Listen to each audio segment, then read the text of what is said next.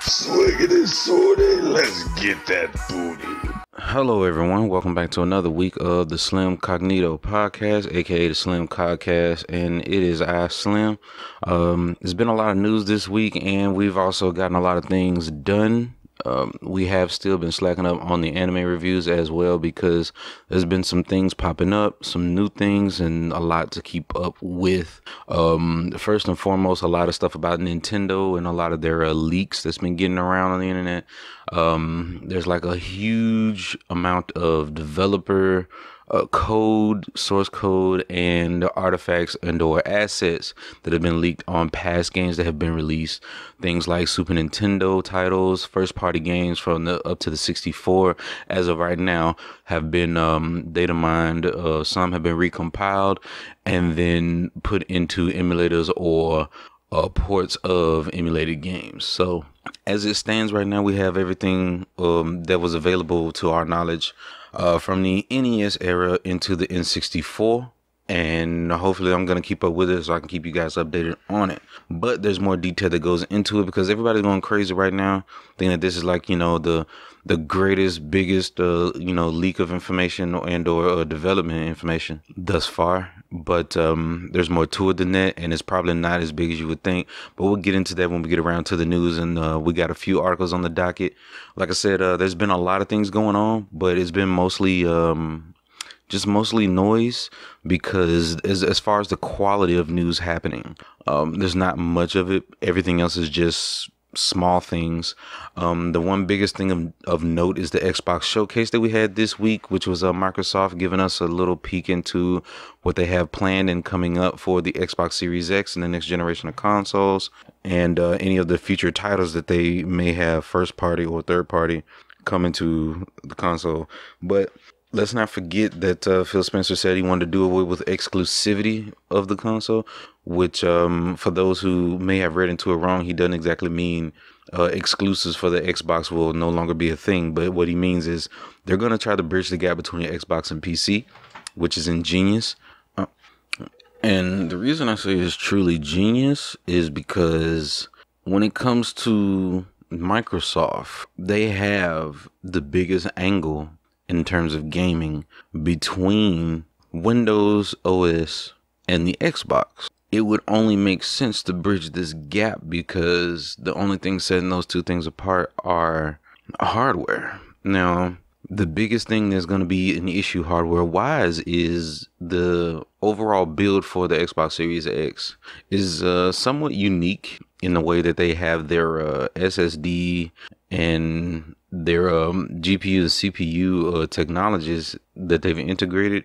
There's been a full breakdown video. If you haven't seen it yet, you can go ahead and check it out at Austin Evans on YouTube. And looking at the whole overall build, is going to be incredibly powerful, so to speak.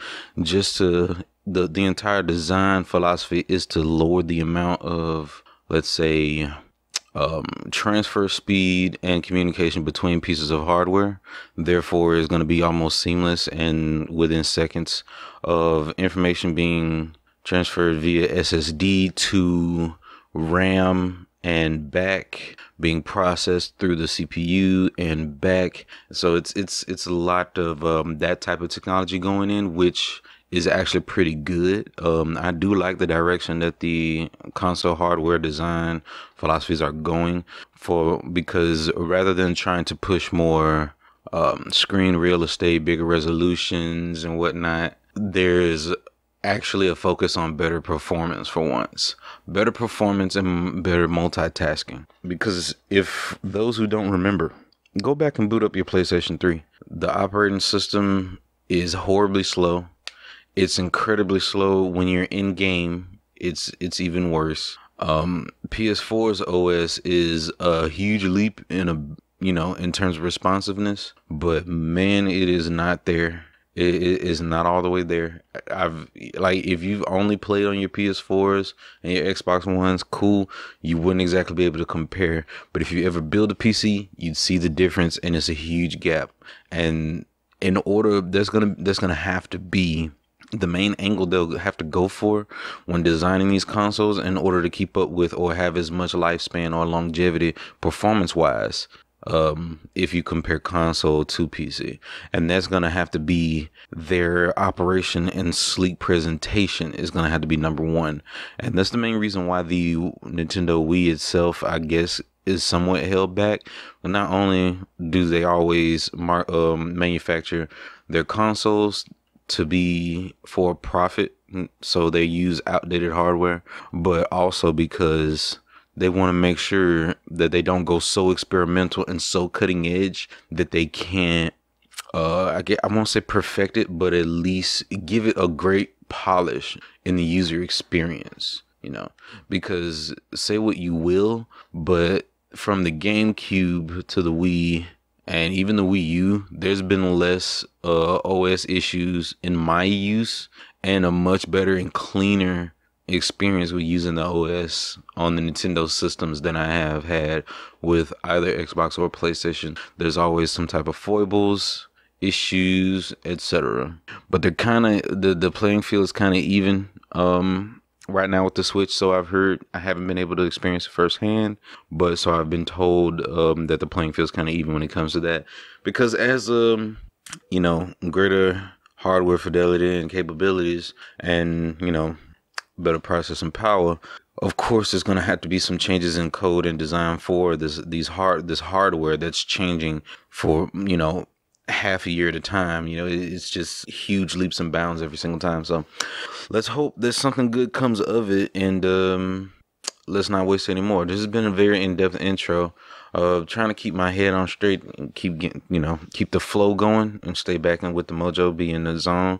And now that I am back in the zone, I just want to let you all know that hello, once again, my name is Slim Cognito, and unfortunately, I am black. So, the stuff that I've been playing this week, actually, you'd be surprised after about, 2 months or so. We've been interrupted by building the PC and setting things up and getting used to the new device. But we've gotten back at the Okage, the Shadow King, and we've actually beaten the game. So this game recommended to me by a friend, and one of those very unique RPGs, first party, in-house developed by Sony from back in the PlayStation 2 era. And it is very unique, incredibly weird, super funny and enjoyable, but also incredibly weird. So I can't wait to dive into that. I'm working on a review for it as well, collecting my thoughts. Pretty much got the most of the script typed up. Just wanted to go over some of the other aspects, and I'm going to sit back and take a listen to the whole soundtrack once again separately, just so I can get a full feel of the music and its composition. What else is there? This basically, I think that's the last area I need to cover, and then just finish summarizing the plot. So yeah, all in all, my overall rating for it, after I've let it sit on my brain after beating the game for about a good 5 or 6 days, and I'd say Okage would have to be a solid. And these number ratings are just like, slightly referential, but they're not concrete. Okay, I only do number ratings because as much as we hate number ratings in the gaming community because it leaves too much up for interpretation, so people don't really know how to accept them. Well, so we hate IGN for it, and we hate Metascore for it, and all these other things, but, Metacritic. But all in all, it's essential in judging games these days because the whole point in the number system is to bring it up into one concise understanding on the value, or at least the perceived value, subjective value of a game. If you look at any reviews without numbers, then it's hard to, I guess you could say, convey the understanding of how good or bad a game may be without going into heavy detail, For example, when it comes to game reviews, I think I've said this many times, but I'll say it again. I don't believe in game reviews that's only like 10 minutes long, 7-minute game review, things like that. Unless it's a small app game or something, there's not much to it, then 10-minute long reviews don't do justice. 20 minutes is not enough either. I think a review should be a minimum like 25 minutes and sometimes upwards of 45 to an hour. That's the only way that you can really delve into the details. Elsewise, it's going to come off as if you've left a lot of things unspoken. and just glossed over very important details. So, yeah, that's in the works. And let's see, what else did I play? Oh, Rogue Company, a new third-person shooter from Hi-Rez Studios. We spoke about it last week in the Nintendo Direct where it was revealed. The trailer showed that it will be on Switch, and it was also said to be cross-platform between PS4, Xbox One, Nintendo Switch, and PC. I have they were giving away keys to access the beta. It's a closed beta, so if you get a hold of a key, you could try it out. I have acquired one for PS4 and PC to test them out on both to give my, full, feel for it. There may be a video coming up for it, but I'm not sure.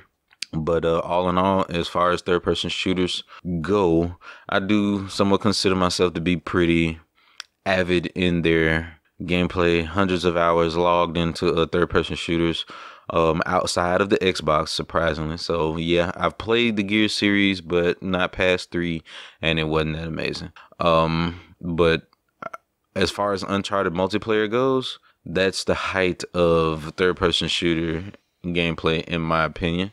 And I've spent hours upon hours in it. So with that in mind, a Rogue Company, of course, they're going the whole Overwatch, Valorant hero shooter angle with it, with unique abilities for each character. Some characters' abilities are completely useless. Some characters' abilities are kind of OP, actually. Some of them just launch grenades. The demolitions guy, which is just super powerful.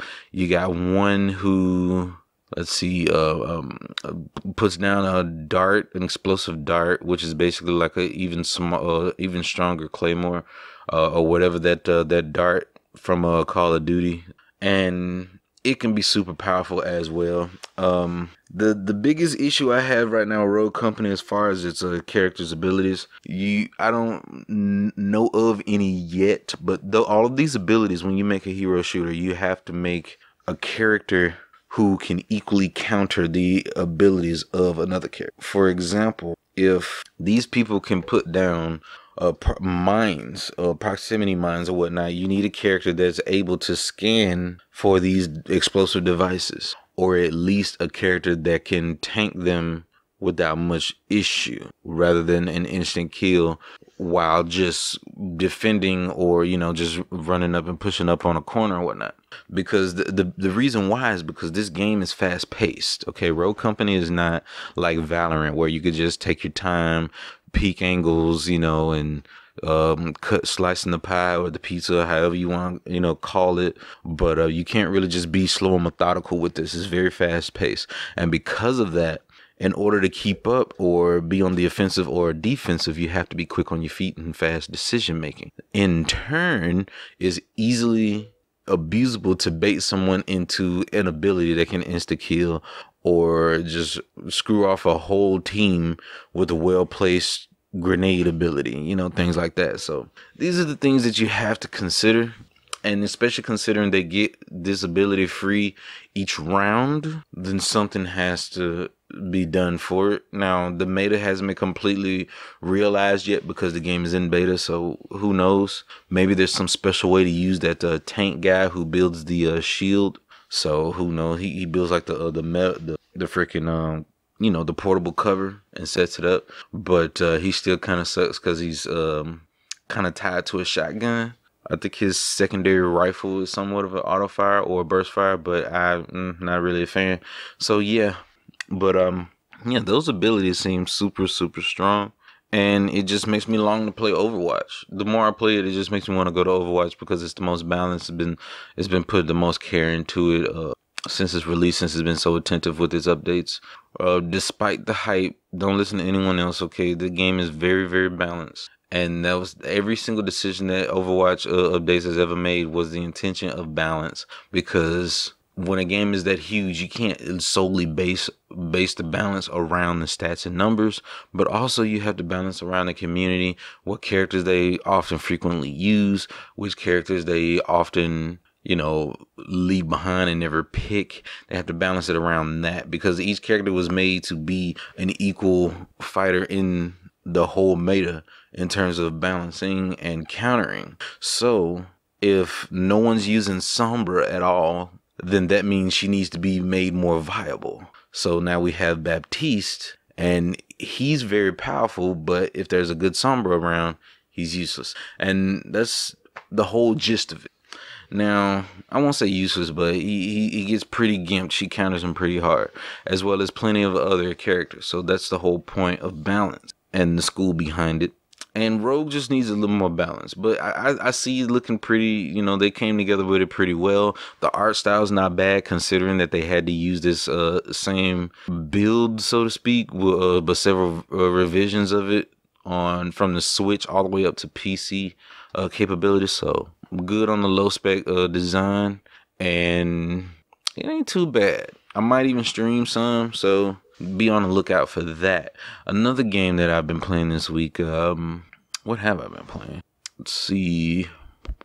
Oh, I wanted to test out something. I came across a WebM, a video file, showing an example of Hyperscape and its use of aim assist if you play with a controller. Now, mind you, when I started playing Hyperscape, I was getting my cleeks. I was getting my cheeks clapped because I didn't know what the hell was going on. I would just go around a corner and suddenly I'm getting lit up and they're not missing a single bullet.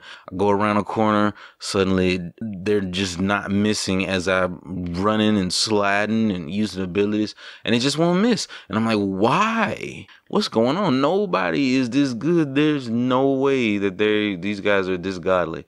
And come to find out, if you plug a controller into your PC, boot up Hyperscape, and just start playing, it just kicks in the aim assist, and the aim assist is so aggressive to the point where you could just pull out the large machine gun, the heavy machine gun, and just mow people down without missing a bullet, like no matter where they go. And I tested it myself, and it's insanely true. I was like, what is this? Why am I even using mouse and keyboard? And since I've tested it out and found it to be true, I have not picked it up, because it's like, if you're gonna put aim assist on for controller users in a whole BR, then dude, you just filter people out unfairly. Like, at least go the COD route and give us the option to choose between playing against, mouse and keyboard or controllers on console or something, But even then, people using controllers on their PC, it's still like wonky itself. Controller support for online competitive shooters might need to be dropped, to be honest. And it kind of sucks that I say that, but I mean, they're just gonna have to learn mouse and keyboard, yo. It's the only way to put everything on equal footing. They might have to drop this cross-platform fad, but the only way cross-platform is gonna work for everybody is if you make all peripherals available for everybody. And that means put mouse and keyboard on consoles as well, but filter those who use either peripheral. And if those peripherals get unplugged or disabled during gameplay, boot them from the goddamn server. And they have to re-queue up with whatever peripheral they're currently using. It's too bad, so sad. That's what it's going to have to be. That's the only way to fix it. So, another thing that I've been fooling around with, of course, we do the usual Apex session on the stream over at twitch.tv/SlimCognito Entertainment. And, been having some good times with it as well. Finally got enough credits to purchase a new character. Got my Mirage boy, the first character I unlocked even on PS4. Was considering going to go back and get Crypto, but I was like, Crypto still needs a buff to be super viable. He's good, but you can't compare him to abilities like Mirage, the recent Mirage buff, and several others. The new Lifeline buff is amazing as well, so you can revive both teammates very easily, which is perfect for me since I'm usually the one that's always saving the team and clutching it. So yeah, if you can get a Lifeline and you got two randos that's all gung ho and want to be their famous streamer, their favorite streamer, then all you have to do is just, hang back a bit, let them run in first, shoot enemies as they reveal themselves to shoot your teammates, clutch it, and then pick them both up or revive as you go, and you're good. So, hey, calls it what you wanna. Moving from that though, We also played some Left 4 Dead 2 on the stream. Had a few of the shenanigans with mods enabled. Some amazing stuff. Killing zombies with JoJo intro music in the background.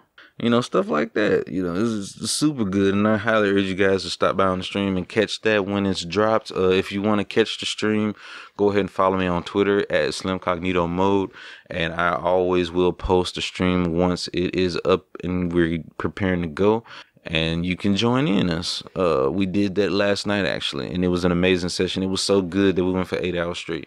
And it was some hilarious content. Gonna bring it on over to the channel and edit it together as well. And I'm gonna put a clip for you all over on the YouTube side of the podcast at the end of the video. So, yeah, moving from there, we got some plans to play some, because I don't think I've touched much Valorant this past week, but we do have some plans to get into Dandara or Katana Zero. If I had some people I can run a poll, then you guys could vote and we can find out which one we're gonna play. I'm gonna start to stream it, and we'll get into it pretty good. And beyond that, it's gonna be a busy week, and I'm gonna have to pick up another anime as well, because not only was I late to watching the My Hero Academia, was it Heroes Rising movie? I think it was Heroes Rising, which is pretty good, but I felt like they kind of pulled a cheap move at the end. For those who haven't seen it, I don't want to spoil it for you, but the fight scenes are amazing still. But plot wise, they pulled a little Deus Ex Machina toward the end. So take from it as you will, but it was an enjoyable ride. Solid 8 out of 10 on that movie.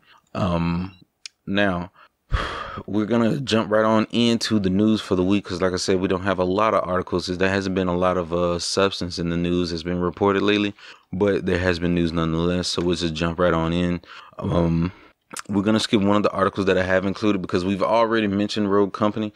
I'm just going to add on to a little extra that I wanted to mention, is that the game is running 60 frames on all platforms, including the Switch. And even though it's still in beta, it's still in closed beta, so there are some slight little things that they need to iron out, some kinks. I joined a game of Rogue Company last time I played about 3 or 4 days ago, and there was a guy in voice chat in my game, but he was communicating with a guy that was not in our game or lobby at all. And now, the weirdest thing, the very next game, that same dude was still there, but the dude he was talking to was not in the lobby anymore, but he was still talking to him. And then after the game was ended, both of them was no longer in that lobby, but the dude was still, you could still hear him over headset as if he was speaking in voice chat. So that's a huge bug. Some channels and things that got crossed in the networking, but I'm sure that they can do something about that. Not game breaking, so to speak. Other glitches that I've noticed when playing on the PS4 version is that screen names, your IGN name will display kind of weirdly when it comes to the character intros before the match starts. You get like some number values instead of your actual name, which can be it's a slight hiccup, not a huge deal. But otherwise, nothing huge that I've noticed. No big, game-breaking bugs. Just some little things that need to iron out. Moving from there, next on the docket, we have Master Nintendo Gigaleak surfaces with ROMs, canceled games, and much more.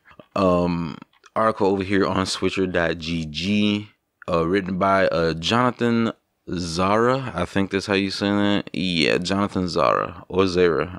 Excuse me if I mispronounce. But yeah, the leaks. This is something I mentioned at the intro of the podcast, and the thing about it is we've seen a lot of the IQ games and ROMs that were intended for the IQ, which was an old like standalone console, some type of revision of a Nintendo console made by third-party developers and producers. And it's not a huge deal on that, and the IQ was kind of dead in the water. It wasn't that big. It's a neat if you're into like lost gaming hardware or unique gaming hardware like I. But If you want to look at the full lowdown about the leaks, though, I suggest you go on over to MVG, the Modern Vintage Gamer. Once again, he has a video speaking on the leaks and, kind of putting it into context for people who's going all crazy about it, because this is kind of big, but it ain't huge. It's just confirming things. It's most of the hype is about confirming things that were like huge video game mysteries back in the day, or something you might have seen in Did You Know gaming videos or something. So yeah. But all in all, there's been a lot of stuff that's popped up in terms of source code for official DS emulator called Insada. There's been some Pokemon Diamond and Pearl stuff. There's been some stuff with a Game Boy Advance net card for like playing online. A lot of the Game Boy Advance BIOS fully developed. Game Boy Color boot ROM, just a bunch of things, Super Mario RPG Master ROM, Star Fox 1 and 2, Link's Awakening, etc., etc. We've been seeing some, let's see, Yoshi's Island, Wild Tracks, Mario Kart F-Zero, Link to the Past source code for all of these games, things like that, bug reports and things, Super Mario All-Stars, the Wii Virtual Console Game Boy emulator source code, prototype game for something called Super Donkey or something, which is like, Yoshi's Island art style. You got Mario Kart prototype video footage of all types of different designs for Yoshi in Super Mario World before his final design was agreed upon. You even have some of the reveals has been confirming that Luigi was intended to be in Super Mario 64. There's been a lot of speculation about this for years and years, but turns out that they just found artifacts of unused animations, dance moves for Mario when he collects a star, unused assets for Luigi like sound effects and whatnot. So you're gonna see these things around, but there's no evidence of it actually intended to be implemented. So most likely it didn't get past the texturing and sound record stages of development, and they just, it didn't make it off the cutting room floor, and they just decided to make it only Mario and a 1-player experience, because likely they wanted to make it a 4-player experience, a la the DS remake of Mario 64. Seeing as that was the main pushing aspect of the N64, was the integrated 4-player controller ports into the hardware itself, which is the first Nintendo console to have that available. Anything prior, you had to have a third party or Nintendo made peripheral that allows for more than one controller to be inserted. So yeah, the whole thing about it is a lot of this stuff that we're seeing is basically just tools and assets that the developers were working on before they finished or got done with the game. So it's not like it was intended or we're gonna find these things fully playable, but it's just the pieces that they were working with before they agreed to not use it or take it to a later revision and actually push it out to a complete product and compile the game. So yeah, pretty good stuff. Keeping up with that. There's new leaks coming daily because it's huge. It's a lot of stuff. Huge as in quantity. There's a lot of leaks. So there's stuff coming every day, and we're gonna have to keep seeing it and seeing it. Next on the docket, over on PC Gamer, yesterday's Halo Infinite gameplay reveal was a work in progress, Microsoft says, written by Andy Chalk. And we mentioned earlier the Microsoft showcase showing off what was available going to be for the Xbox Series X this week. And there's been a lot of memes and things going around the internet about the new Halo that was revealed for Halo Infinite, running on the Xbox Series X. And it's supposed to be also cross-platform with the Xbox One X and the Xbox One. And the thing about that is it's kind of held back hardware-wise or graphically. And the game shown was supposedly a work in progress. So there's been a lot of, graphical error and slight, hiccups that was noticed in the trailer that was revealed. Now, in the article itself, I don't really want to go too hard in it because it's kind of dumb. Because they say you go back and watch it in 4K and notice that it's in 4K 60 frames per second. But they're not done with the graphical fidelity and details and textures, most likely artifacts and whatnot, particle effects, etc. Probably not done with that, but I will guarantee you that that's the reason why performance tanks and it's hard to get 4K 60s, because once you put in particle effects, things that had to be instantly rendered and then shown, stuff like that with everything that you do, that's what tanks the performance. So what should have been done, they would have saved themselves a lot of grief if they just put a watermark on the trailer that said alpha footage or beta footage or whichever stage of development that it's in, because it says it's in a work in progress. But what we see now is like it's fully playable, compiled and running, but it's missing a lot of its polish. And when it comes to polishing things like that, like the lighting effects and whatnot, they don't have to do much lighting effects like they used to. They just have to do little touches, because now that we have the modern day ray tracing technology, which keeps them from having to make fake lighting effects. Now, because of that, they could just actually implement light sources and let the technology take it from there. With that in mind, though, they still have to use touch-ups for fake lighting in order to give it an overall good feel, because complete realism isn't always the best. The sun in real life does not wrap around all objects and make it visible and easily illuminated just by you changing locations as frequently as you would in a video game. So they still have to do these small touch-ups. So if they would just state what stage they're in, then cool, it would have been received much better. But even though it is the 7th month of the year, that means we are less than 6 months away from the holidays. If this game drastically changes from that to a finished Xbox Series X amazing visual piece, then and the fact that they're working from home thanks to COVID-19, how I don't see how exactly they're going to achieve that in like 5 short months. Really 3, because the game has to be printed and redistributed and put on discs. So we're going to have to see what they're going to do in 3 short months, if they're going to be able to touch it up.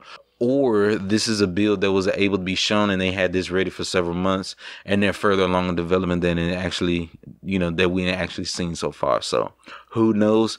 It could be possible, maybe, but we won't know until we get there and we see. But basically the article is just them urging people to go back and watch the stream again in a higher resolution and notice that it is in 60 frames with its performance, and that the old Halo details are back. The reload buttons, the sound effects, everything's supposed to be back. So we'll see. And lastly on the docket, we have Marvel Spider-Man Miles Morales for the PlayStation 5 will have 4K 60 frames per second performance mode. Now, I saw this tweet when it was released. It was about, say, 15 or so minutes after Insomniac tweeted this. And the thing about this is, the one thing that has me skeptical, the way it was said verbatim on the tweet, it said 4K /60 frames per second performance mode. So my interpretation is that it was going to be 2 modes that you can switch between either during or before gameplay begins in your options from 4K, and it's actually going to be 4K at 30 frames per second, and then you can choose to switch it over to 60 frames per second with a lower resolution, possibly 1080p and 1440p. So that's what I'm thinking. But because 4K is not exactly a performance mode, it's very demanding. Okay, 4K is highly demanding. Running 4K on PC itself, the graphics card alone is going to cost you a brand new console. So I don't get how exactly they're going to be able to afford with the consoles available hardware, that they're going to afford to be able to play at 4K and a constant 60 frames per second with these more demanding games and these better graphical capabilities. So whatever they're doing with this here press is good press and is working, because there's a lot of people hype and everybody's thinking that Sony is just completely dunked on Xbox right now and Microsoft. So we're just gonna have to see what's gonna happen. But I do truly hope that if this is not what everybody's assuming, which they think it's 4K and 60 FPS, that they go ahead and be transparent about it and, you know, rip the Band-Aid off. But oof, because I really don't believe, like, if this is a misleading statement and they did it intentionally, I feel like that's not even necessary. And if the truth comes out, it's going to be more damaging than anything, but it won't hurt much because people are already on the hype train. But I feel like that's hella unnecessary because these titles that's lined up for the PS5, people are already ready for. You don't need to push it even harder. Just let Microsoft do their thing and just put yours into the ring. You don't, if you try too hard to win, it's gonna be a downfall. So just let it be. Go ahead, release the P5 and let it be what it is this holiday. But anywho's, that is the complete lowdown of what we have on the docket. This holiday season is gonna be pretty busy and pretty huge. I'm really going to wonder how we're going to have a successful holiday season, seeing there's a lot of people that broke right now, you know, and it's been free games and games on sale since like freaking February when everybody's locked up in their houses. So, I mean, if people just going to be able to just jump up to the PS5, then oh well. So, yeah, that's everything we have on the docket. I'm glad I was able to help shed some light because the only person that's really been able to be factual about the Nintendo leaks right now was MVG. I haven't seen anybody else really delve into it thus far, but I really would like y'all to give me some feedback. Let me know what you think about it, and also let me know what you want to see me stream or at least play next, and what you want to see in the future of the channel. I need the feedback and I would greatly appreciate it. But all in all, that's pretty much everything that we have this week. So I want to thank you all for dropping by. I really appreciate you. And always remember the channel motto, all right?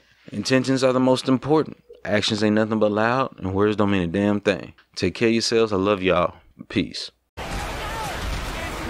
Oh, God. He just knocked me into the boat.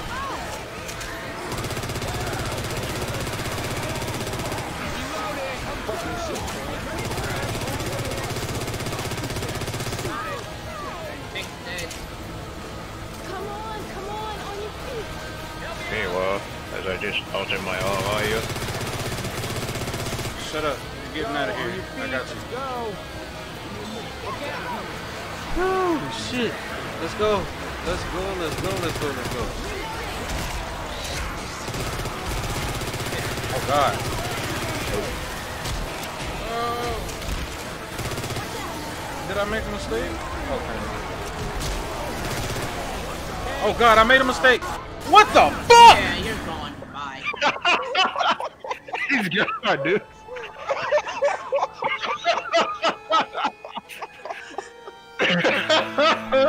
I should have left your black ass to die.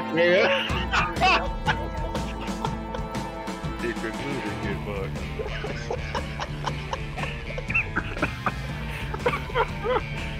God damn.